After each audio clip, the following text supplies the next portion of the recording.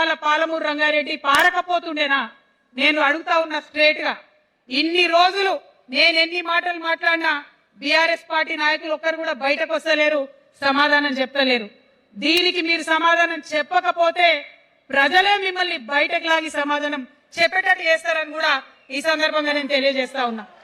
ఒకటే మాట అడుగుతున్నా, మన కేసీఆర్ అయి ఉంటే ఆనాడు తెలంగాణ బిడ్డలు కష్టపడితే బయటకు వచ్చి నా బిడ్డలకు ఇబ్బంది అవుతుందని కొట్లాడిన వ్యక్తి, సింగరేణి గనిలో ఒక కార్మికుడు చనిపోతే అక్కడి దాకా పోయి చూసి వచ్చినటువంటి వ్యక్తి, మరి తెలంగాణ వచ్చినాక ఏమైందా ప్రేమ? అధికారం ముందు మమకారం తగ్గిపోయిందా? ఏం జరిగిందని నేను అడుగుతా ఉన్నా. ఎందుకు ఈ మాట చెప్తా ఉన్నా అంటే ప్రేమ నాకు కూడా ఉంది. నాకు తండ్రి కావచ్చు, అది వేరే విషయం. కానీ ఒక రాజకీయ నాయకుడిగా వారు ఈ మధ్య రాజకీయ పరిణితి కోల్పోయి మాట్లాడుతూ ఉన్నారు.